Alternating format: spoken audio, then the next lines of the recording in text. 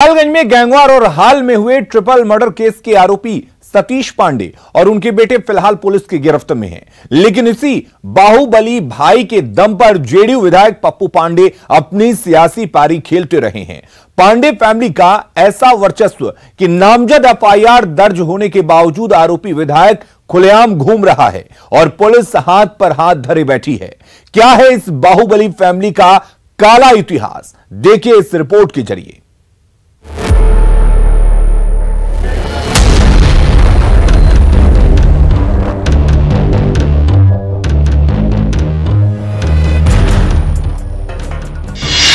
क्या मीरगंज से चलती है गोपालगंज की सत्ता? क्या भाई के बाहुबल के दम पर चलता है विधायक का सिक्का? क्या पांडे फैमिली की दबंगई के आगे लाचार है प्रशासन? ये सवाल इसलिए क्योंकि गोपालगंज में जो गैंगवार और खूनी खेल का सिलसिला शुरू हुआ है उसे अंजाम देने वाला कोई और नहीं, मीरगंज के नया गांव तुलसिया के रहने वाले और कुचायकोट के जेडीयू विधायक अमरेंद्र पांडे उर्फ पप्पू पांडे और उनके बड़े भाई सतीश पांडे ही अंजाम दे रहे हैं।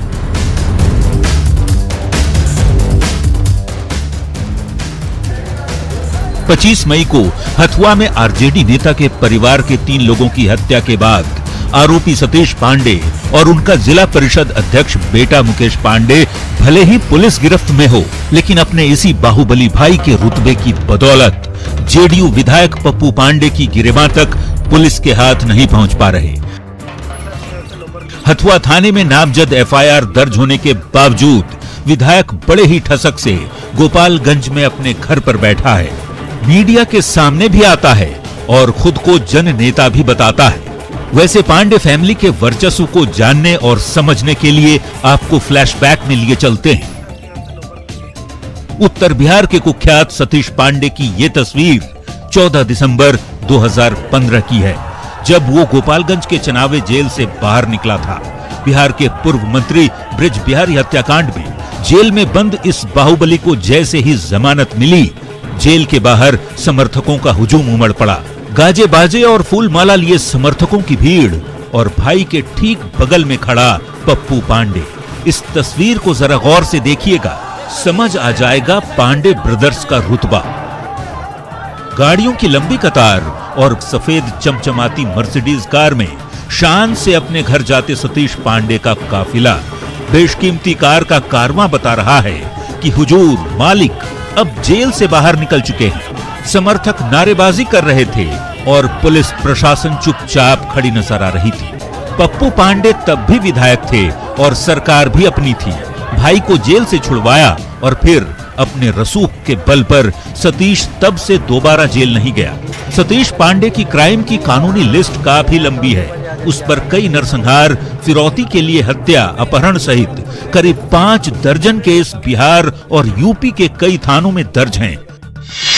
सतीश पांडे पर पुरखास नरसंहार, चांडी नरसंहार का आरोप है। मीरगंज के पूर्व थानाध्यक्ष पर बम से हमला करने का भी आरोप है। वहीं मीरगंज के पूर्व इंस्पेक्टर की गोली मारकर हत्या जैसे संगीन आरोप हैं। बताया जाता है कि सतीश कभी बिहार पुलिस में होमगार्ड का जवान हुआ करता था, लेकिन अपराध की दुनिया से जब नाम जुड़ा तो बिहार ही नहीं पूर्वांचल तक अपना ऐसा सिंडिकेट बनाया कि देखते ही देखते वो गोपालगंज में ऑर्गेनाइज्ड तरीके से ठेकेदारी और जमीन से जुड़े व्यवसाय में उतर आया। पैसा और बाहुबल के दम पर सतीश पांडे का भाई अमरेंद्र भी सियासत में कदम रखा और लगातार चौथी बार कुचायकोट विधानसभा सीट से जेडीयू की टिकट पर जीत दर्ज की। न्यूज़ 18 के लिए गोपालगंज से मुकेश कुमार की रिपोर्ट। तो जेडीयू के बाहुबली विधायक Pappu Pandey triple murder case में आरोपी हैं। नामजद प्राथमिकी दर्ज होने के बाद उन पर गिरफ्तारी की तलवार लटक रही है, लेकिन विधायक हैं कि मीडिया के जरिए सफाई दे रहे हैं। बड़ा सवाल आखिर यह है कि दबंग परिवार पर शिकंजा कसने से पुलिस आखिर क्यों डर रही है।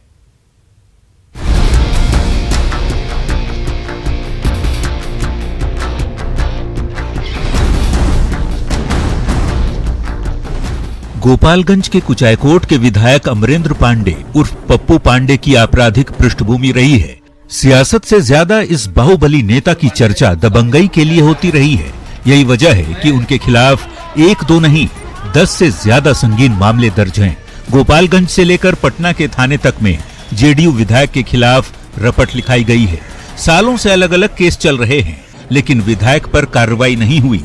चौथी बार कुचायकोट विधानसभा सीट से जीत दर्ज करने वाले इस दबंग नेता पर सालों से कानूनी शिकंजा नहीं कस सका।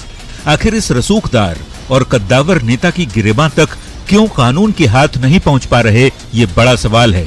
क्योंकि हत्या, रंगदारी सहित कई मामले जिनमें प्राथमिकी दर्ज हुई है, उनमें से ज्यादातर केस के गवाह ऐन वक्त पर या तो मुकर गए या फिर अपराध से जुड़े साक्ष्य पुलिस के हाथ लगे ही नहीं।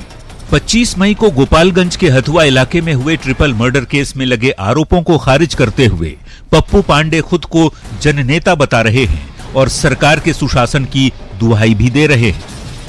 मैं भी कोई चोर बदमाश नहीं हूं, मैं भी राजनेता हूं। अगर अपराधी रहते, क्रिमिनल रहते तो मैं विधानसभा में पहुंचने का काम नहीं करते। और जहां तक हमारी नेता की बात है, तो हमारे नेता ना किसी को फंसाते हैं और ना किसी को बचाते हैं। अगर बचाने वाला होता तो सतीश पांडे और मुकेश पांडे जेल नहीं गए होते। पुलिस की नजरों में फरार विधायक न्यूज 18 के कैमरे पर आकर तो सफाई दे गए। अब बारी पुलिस प्रशासन की है कि लुका छिपी का खेल बंद कर बाहुबली विधायक को सलाखों तक पहुंचाए। Bureau report, news 18। पटना में एक पुलिस वाले और डॉक्टर के बीच नोकझोंक का वीडियो सामने आया है, जिसमें दोनों एक दूसरे को धमकी देते हुए नजर आ रहे हैं। नोकझोंक का वीडियो इनकम टैक्स चौराहे के पास मौजूद गार्डिनर हॉस्पिटल का है, जहां किसी काम को लेकर एक पुलिस वाला हॉस्पिटल गया था। किसी बात को लेकर दोनों के बीच बहस होने लगी। तीखी बहस थोड़ी देर बाद गाली गलौज तक पहुंच गई। जिस दारोगा से डॉक्टर की बहस हो रही है, वो दारोगा कोतवाली थाने में पोस्टेड है।